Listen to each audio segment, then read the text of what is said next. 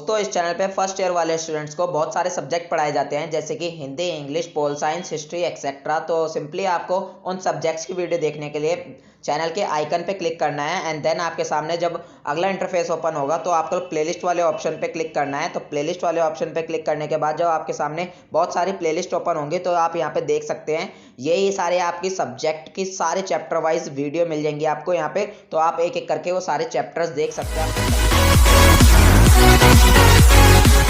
Guys welcome to Shrivastava classes. मैं हूं आशुष श्रीवास्तव और आज मैं बीए प्रोग्राम वाले स्टूडेंट्स को और बीए पॉलिटिकल साइंस ऑनर्स वाले स्टूडेंट्स को जो फर्स्ट ईयर में है, फर्स्ट सेमेस्टर में है, चाहे वो एनसीवेब से कर रहे हो या रेगुलर कर रहे हो या सोल से कर रहे हो या किसी अदर्स यूनिवर्सिटी से कर रहे हो, तो उनको मैं पॉलिटिकल साइंस का एक टॉपिक पढ़ाने वाला हूँ। तो टॉपिक जो है हमारा वो है अधिकार। तो गाइज अपने सिलेबस में आप मैच कर लीजिएगा, ये आपका टॉपिक अधिकार वाला है। जो बीए प्रोग्राम वाले स्टूडेंट्स हैं उन्हें ये पढ़ना पड़ेगा फर्स्ट सेमेस्टर में, और जो बीए ऑनर्स वाले स्टूडेंट्स हैं उन्हें सेकंड सेमेस्टर में ये टॉपिक मिलेगा पढ़ने के लिए। तो आपके दोनों के लिए टॉपिक जो है बेनिफिशियल होने वाला है।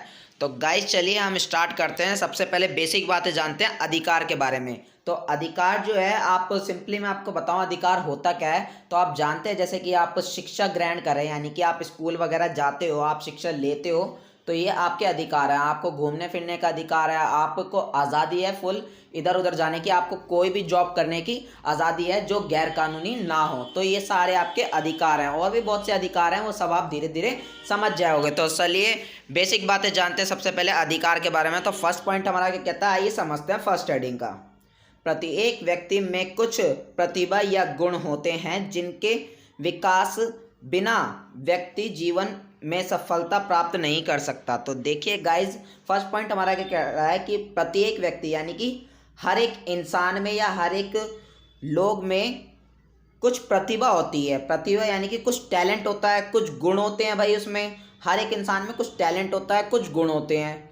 अगर हम उस टैलेंट का विकास नहीं करेंगे तो सफलता उसे बिल्कुल भी नहीं मिलेगी, यानी कि वो सक्सेस कभी भी नहीं हो पाएगा। तो आप इस चीज़ का मतलब समझ रहे होगे। तो पढ़ते हैं नेक्स्ट पॉइंट भी। नेक्स्ट पॉइंट हमारा क्या कह रहा है ये समझते हैं।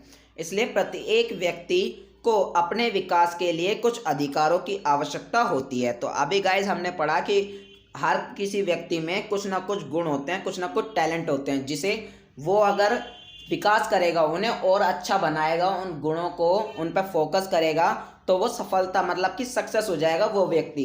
तो ये सक्सेस, अपने जो गुणों का विकास करना है, इसे ये कैसे होगा। तो अपने गुणों का विकास करने के लिए गाइज उसे कुछ अधिकारों की ज़रूरत होती है, ठीक है, कुछ परमिशंस की ज़रूरत होती है। तो वो अगर उसे मिलेंगे तभी इसका विकास हो पाएगा उसके गुणों का। तो आप मतलब समझ चुके होगे। तो ये आपको as it is note down कर लेना है पॉइंट। अब अपना नेक्स्ट पॉइंट पढ़ते हैं। नेक्स्ट पॉइंट हमारा क्या कह रहा है ये समझते हैं।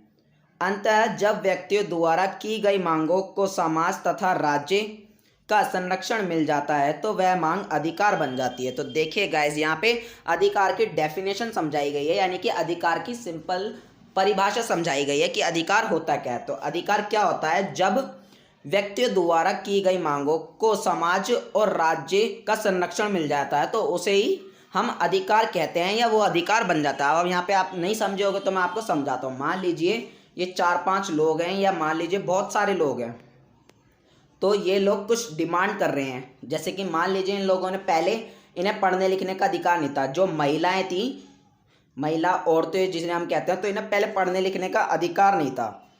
तो उनमें से फिर कुछ महिलाओं ने डिमांड करी कि भाई हमें पढ़ने क्यों नहीं दिया जा सकता, हम पढ़ना चाहती हैं वगैरह वगैरह। तो धीरे धीरे ये क्या हुआ, लोगों को अच्छी लगने लगी ये बात, समाज को अच्छी लगी ये बात, और राज्य यानी कि सरकार को भी अच्छी लगी। जी हाँ गाइज बिल्कुल इन्हें पढ़ना चाहिए। तो राज्य ने भी ऐसा कहा बिल्कुल पढ़ना चाहिए इन्हें, महिलाओं को। और समाज में जितने लोग रहते हैं तो उन लोगों ने भी पहले मना कर रखा था कि नहीं पढ़ना इन्हें। बट बाद में इन लोगों को ये अच्छा बताएगा कि हाँ महिलाओं को पढ़ाना चाहिए, और इन्होंने, राज्य ने भी यानी कि सरकार ने भी हाँ कर दी कि बिल्कुल महिलाओं को पढ़ाना चाहिए। तो यानी कि महिलाओं ने क्या मांग करी थी कि हमें पढ़ाया जाए, हमें शिक्षा दी जाए। बट पहले ऐसा नहीं होता था। तो इसी जो मांग थी उनकी, उसको राज्य ने और समाज ने संरक्षण दे दिया, यानी कि मान लिया उसकी मांग को, तो उसी वही क्या बन गया, अधिकार बन गया। तो आप मेरा मतलब समझ चुके होगे। यानी कि आप कुछ भी डिमांड करो, जैसे मान लीजिए कुछ व्यक्ति एक डिमांड कर रहे हैं डिमांड करने के बाद जब राज्य के जो लोग हैं और जो सरकार है वो उसे मतलब उसे मान ले तो वो क्या बन जाता है, अधिकार बन जाता है। तो आप इस चीज़ का मतलब समझ चुके होगे। थोड़ा अटपटा सा लग रहा होगा क्योंकि मैं भी थोड़ा कंफ्यूज सा हो रहा हूँ, तो ठीक है, आपको समझ में आ गया होगा। फिर भी आप ऐसे ही नोट डाउन कर लीजिएगा, आपको डेफिनेशन भी साफ साफ समझ में आ रही होगी। तो पढ़ते हैं अपना नेक्स्ट पॉइंट। नेक्स्ट हेडिंग क्या है हमारी, अधिकार की परिभाषा है। तो गाइज यहाँ पे देखिए, अब मैं आपको एक बात पहले समझा देता हूँ कि देखिए, हमें कोई भी टॉपिक वगैरह जब करते हैं हम एग्जाम वगैरह में, तो टॉपिक के ऊपर जब क्वेश्चन आएगा तो हमें उस चीज़ की परिभाषाएं वगैरह ज़रूर पता होनी चाहिए। आपको कम से कम 3 से 4 परिभाषाएं तो पता होनी चाहिए। जैसे कि मैंने यहाँ पे परिभाषा लिख रखी है, अगर आप परिभाषाएं लिखोगे तो आप नंबर जो है वो अच्छे फैच कर पाओगे। तो आपको भी ये सारी परिभाषा लिखनी है, यूज़ करनी है, याद रखनी है। तो आप समझ चुके हो। तो फर्स्ट जो परिभाषा है वो किसने दिया, हमारी अधिकार की होब्स ने। होब्स एक विद्वान का नाम है। विद्वान कौन होते हैं, पढ़े लिखे व्यक्ति थे होब्स। तो ये क्या कहते हैं, अधिकार क्या चीज़ होती है, ये समझते हैं। इनके अनुसार अधिकार क्या चीज़ है, व्यक्ति की इच्छाओं को पूर्ण करने वाली शक्ति को अधिकार कहते हैं। तो देखिए गाइज, होब्स ने कितनी अच्छी परिभाषा दी है अधिकार की, कि व्यक्ति की जो इच्छा होती है, व्यक्ति के जो मन में आता है, अगर वो इच्छा को शक्ति जो देता है उसी को हम क्या कहते हैं, अधिकार कहते हैं। यानी कि जो मान लीजिए व्यक्ति की इच्छा है और जब इच्छा को पूर्ण करने वाली जो शक्ति होती है उसी को हम अधिकार कहते हैं। तो आप इस चीज़ का मतलब समझ चुके होंगे।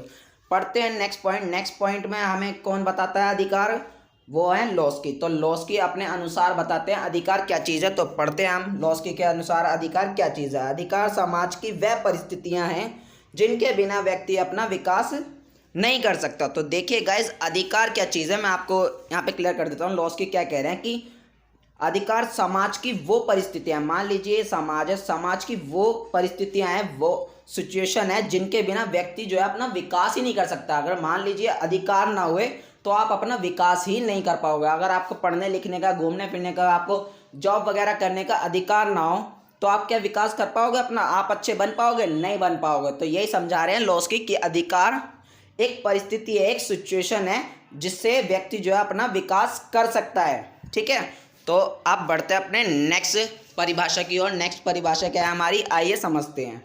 तो नेक्स्ट परिभाषा जो दिया वो दिया हमारी बेंथम ने। तो बेंथम क्या कहते हैं, अधिकार क्या चीज़ है, आइए समझते हैं। बेंथम भी एक विद्वान है। तो अधिकार ऐसे दावे हैं जिन्हें राज्य द्वारा मान्यता दी जाती है। तो देखिए गाइज, अधिकार क्या चीज़ है, बेंथम बताते हैं अधिकार ऐसे दावे हैं। दावे यानी कि मान लीजिए आपने डिमांड करी है, तो ऐसे डिमांड है जिन्हें राज्य जो है वो मान्यता देता है, यानी कि स्वीकार कर लेता है, एक्सेप्ट कर लेता है। आपने मान लीजिए गवर्नमेंट से, जैसे मैंने अभी आपको महिला वाला उदाहरण दिया था कि मान लीजिए पहले महिलाओं को जो था शिक्षा का अधिकार बिल्कुल भी नहीं दे रखा था समाज में, और अब महिलाओं ने, फिर कुछ महिलाओं ने इस चीज़ का विरोध करा, डिमांड करी कि जी हमें पढ़ना चाहिए, हमें पढ़ने दो।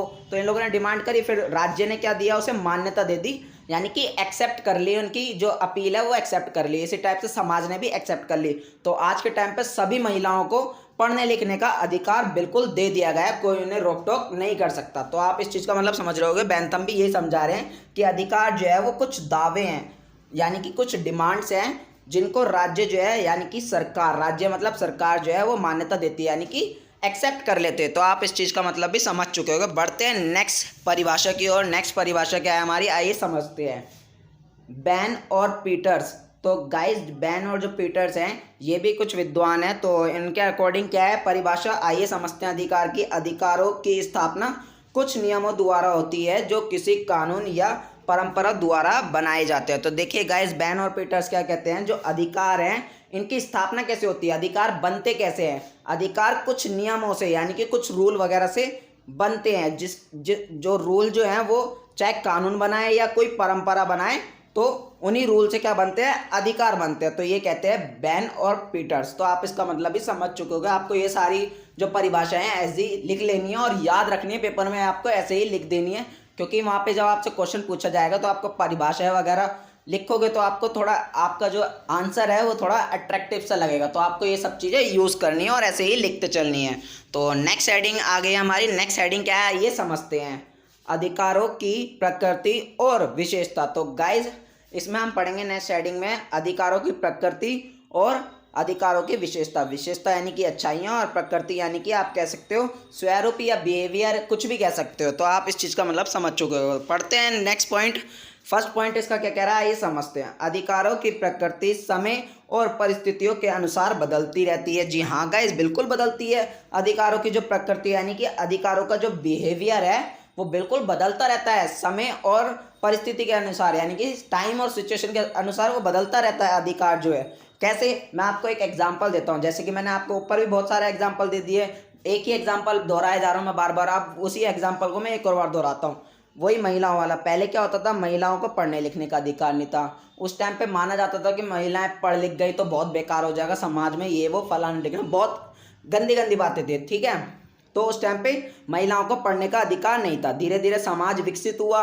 अब क्या है, महिलाओं को उल्टा मतलब उन्हें आगे बढ़ाते हैं कि हाँ उन्हें पढ़ाना चाहिए, महिलाएं सारी पढ़ी लिखी होनी चाहिए। अगर महिलाएं पढ़ी लिखी होंगी तो हमारा समाज भी सुधरता चले जाएगा, विकसित हो जाएगा। तो आज के टाइम पे क्या करते हैं, आगे बढ़ाते हैं उल्टा महिलाओं को। और पहले क्या था, रोका जाता था। तो यही समझाना चाह रहा हमारा पॉइंट कि अधिकार जो है उसकी प्रकृति कैसे समय और परिस्थितियों के साथ साथ बदलती रहती है। तो समय पुराना था तो समय और आज का समय कैसे हो गया, ठीक है ना। और परिस्थिति, पहले क्या परिस्थिति थी कि समाज में गलत बताते थे लड़कियों का पढ़ना, और आज के टाइम पे अच्छा बताते हैं उल्टा पढ़ना, ठीक है। तो आप समझ चुके हो इस पॉइंट को भी। पढ़ते हैं नेक्स्ट पॉइंट को। नेक्स्ट पॉइंट हमारा क्या कह रहा है ये समझते हैं। पुराने समय में स्त्रियों को शिक्षा का अधिकार नहीं था, जबकि आज के समय में स्त्रियों को महत्व दिया जाता है। तो देखिए गाइस, जो पुराने समय में, वही मैंने आपको बताया, पुराने समय में क्या होता था, स्त्रियों का जो शिक्षा का अधिकार बिल्कुल भी नहीं दिया गया था। जबकि आज के समय में क्या होता है, स्त्री की जो शिक्षा होती है उसको ज़्यादा महत्व देते हैं, उसको ज़्यादा इंपॉर्टेंस देते हैं। बोलते हैं कि स्त्री को पढ़ा लिखा ज़रूर होना चाहिए, तभी हमारा जो घर परिवार है वो विकसित होगा, हमारा समाज जो है वो विकसित होगा, विकास करेगा, अच्छा बनेगा। पढ़ते हैं नेक्स्ट पॉइंट। नेक्स्ट पॉइंट हमारा क्या कह रहा है ये समझते हैं। अधिकारों को दो श्रेणियों में रखा जाता है, पहला नकारात्मक और दूसरा सकारात्मक। तो देखिए गाइस, जो अधिकार हैं इन्हें दो श्रेणियों में रखा जाता है, यानी कि दो श्रेणियां हम मान सकते हैं, यानी कि दो भागों में रखा जाता है। तो कौन कौन से भाग हैं, सकारात्मक और नकारात्मक। तो आप समझ चुके हो, आइए इन्हें भी समझने की कोशिश कर सकते हैं कि सकारात्मक और नकारात्मक है क्या। तो नेक्स्ट पॉइंट हमारा क्या कहता है ये समझते हैं। सरकार ने शिक्षा का अधिकार सबको दिया, परंतु शिक्षा निःशुल्क ना होने के कारण कुछ गरीब लोग शिक्षा से वंचित रह जाते थे। अंततः यह अधिकार नकारात्मक श्रेणी में माना जाता है या आता है, ठीक है। तो देखिए यहाँ पे क्या समझाना चाह रहे हैं, यही जो हमने अभी ऊपर पॉइंट पढ़ा था कि जो अधिकार है इन्हें दो श्रेणियों में हम रख सकते हैं, नकारात्मक और सकारात्मक। तो अभी नकारात्मक का हम एक एग्जाम्पल पढ़ रहे हैं, कैसे होते हैं नकारात्मक में हम कैसे रखते हैं अधिकारों को। तो देखिए यहाँ पे बताया गया है, पहले क्या था, सरकार मतलब पहले वही लोग पढ़ते थे जिनके पास धन दौलत होते थे, वही लोग पढ़ पाते थे, क्योंकि पढ़ने के लिए पैसे चाहिए होते थे। फिर गवर्नमेंट ने क्या करा, गवर्नमेंट स्कूल बना दिए, यानी कि पहली से लेके 8वीं तक के बच्चों को फ्री में मुफ्त शिक्षा वगैरह देने लगे। तो इससे क्या हुआ, यानी कि सारे बच्चे पढ़ सकते थे, ठीक है। बट पहले ऐसा बिल्कुल भी नहीं था। पहले क्या था, सिर्फ और सिर्फ शिक्षा का अधिकार तो दे दिया गया था, बट पढ़े कैसे भाई, शिक्षा मिलेगी कैसे, जो लोग गरीब होंगे उन्हें कैसे मिलेगी शिक्षा, उनके पास पैसे ही नहीं है। तो ये एक नकारात्मक अधिकार हो गया, यानी कि अधिकार तो दे दिया गया बट कुछ लोग इसे मजबूरी में कर ही नहीं पा रहे, इन्हें मिल ही नहीं पा रही। उनका अधिकार है शिक्षा प्राप्त करना, पर उनको पैसे की कमी से वो शिक्षा मिल ही नहीं पा रहा, वो अधिकार से वो वंचित रह गए। तो इसे हम क्या रखते हैं, नकारात्मक श्रेणी में रखते हैं ऐसे अधिकार को। और इसी का दूसरा एग्जाम्पल लेते हैं सकारात्मक श्रेणी का, जैसे कि मैंने आपको बताया था। पढ़ते हैं, पहले अपना पॉइंट पढ़ लेते हैं, फिर मैं आपको समझाता हूँ। जब सरकार ने निःशुल्क शिक्षा का आयोजन किया तो सभी व्यक्ति, गरीब तथा धनवान, शिक्षा समान रूप से प्राप्त कर सके। अंततः यह अधिकार सकारात्मक श्रेणी में आता है। तो देखिए गाइस, दोनों के एग्जाम्पल यहाँ पे आपको मिल गए। क्या हुआ कि देखिए, मैं आपको दोबारा समझाता हूँ हम पढ़ क्या चीज़ रहे हैं। जैसे कि मैंने आपको बताया, अधिकारों को हम दो श्रेणी में रखते हैं। तो दो श्रेणी मैंने आपको बताया, एक नकारात्मक और एक सकारात्मक, यानी कि अधिकारों को दो भागों में रखते हैं, पहला सकारात्मक और दूसरा नकारात्मक। तो नकारात्मक जो श्रेणी है उसमें क्या होता है, मान लीजिए सरकार ने कोई अधिकार दे दिया, अब उस अधिकार का किसी व्यक्तियों को, एक किसी लोगों को मिल ही ना पाए सुविधा, वो सुविधा मिल ही ना पाए। अधिकार तो है, जैसे यहाँ पे अधिकार दे देते सरकार ने सबको पढ़ने का, बट सरकार जो अधिकार तो दे चुकी थी पर पैसे उन लोगों के पास नहीं थे, तो उन्हें अधिकार से वो वंचित रह जाते थे, ठीक है। बस अमीर लोग ही शिक्षा प्राप्त कर पाते थे। तो ये हमारा नकारात्मक में हो गया, नेगेटिव में चला गया। और इसी टाइप से गाइस, जब सरकार ने फिर देखते हुए क्या करा कि निःशुल्क शिक्षा करी। निःशुल्क यानी कि फ्री में जो शिक्षा दी जाती है पहली से लेके 8वीं तक की, आप जानते होंगे गवर्नमेंट स्कूलों में। तो ये निःशुल्क शिक्षा जब ऐसा आयोजन कर दिया निःशुल्क शिक्षा का, तो ये वाला अधिकार ये सबके लिए बेस्ट था।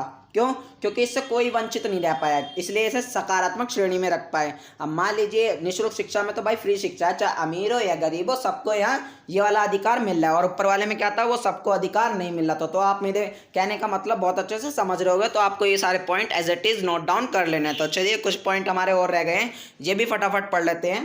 तो नेक्स्ट पॉइंट हमारा क्या कह रहा है, ये समझते हैं। कुछ लोग अधिकार और कर्तव्य को समान समझते हैं, जबकि इन दोनों के बीच केवल संबंध है। तो देखिए गाइस, जो कुछ लोग हैं वो अधिकार और कर्तव्यों इन दोनों को समान समझते हैं, यानी कि सेम समझते हैं, बट ऐसा बिल्कुल भी नहीं है, बल्कि इन दोनों के बीच में कुछ रिलेशन है, कुछ संबंध है, कुछ रिश्ते हैं। तो आइए पढ़ते हैं क्या रिश्ते हैं इनके बीच में। जो अधिकार हमें प्राप्त हुए हैं, उनके बदले हमें कुछ बातों का अनुयायी बनना पड़ता है। इन बातों को हम कर्तव्य कहते हैं। तो देखिए गाइस, यहाँ पे साफ साफ बताया गया है इस पॉइंट में कि कैसा संबंध है। हमें जो अधिकार दिए गए हैं, वो हमें अधिकार तो मिल गए, मान लीजिए सरकार की तरफ से हमें अधिकार तो मिल गए, बट हमें कुछ बातों को फॉलो करना पड़ता है। जिन बातों को हमें फॉलो करना पड़ता है वही हमारे कर्तव्य होते हैं। तो ये इनके बीच में संबंध है। जैसे कि मान लीजिए आपको शिक्षा का अधिकार दे दिया गया, ठीक है। अब जब शिक्षा का आपको अधिकार दे दिया गया, तो आपका कर्तव्य ये है कि आप भी अपने जो बच्चे यहाँ आने वाले उन्हें भी पढ़ाओ और खुद भी पढ़ो। आपका कर्तव्य ये है, आपको ये बात फॉलो करनी है कि आपके घर में सब पढ़ा लिखा होना चाहिए और आपको ज़्यादा से ज़्यादा पढ़ाई करनी है, ताकि आपकी जो शिक्षा है वो ब्रॉड होती चले जाए और आप अपने परिवार की स्थिति और समाज की स्थिति सुधार सको। तो ये आपको ऐसी जो बातें जो फॉलो करनी पड़ती हैं, इनको हम कर्तव्य कहते हैं। तो आप इन दोनों का रिलेशन समझ चुके हो बहुत अच्छे से।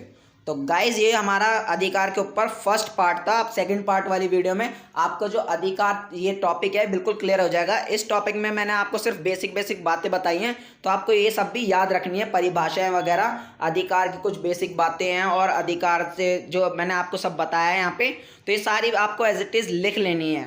ठीक है गाइज, तो अब आपके जो भी डाउट्स रहते हो इस वीडियो से रिलेटेड, तो आप नीचे कमेंट बॉक्स में कमेंट कर सकते हैं या मेरे को इंस्टाग्राम पे पर्सनली मैसेज कर सकते हैं। मेरे इंस्टाग्राम की आईडी भी आपको नीचे डिस्क्रिप्शन में मिल जाएगी। तो मिलते हैं गाइस नेक्स्ट वीडियो में, तब तक के लिए थैंक्स फॉर वॉचिंग। जय हिंद, जय भारत। पसंद आए तो लाइक करिए, सब्सक्राइब करिए एंड शेयर तो ज़रूर करिए।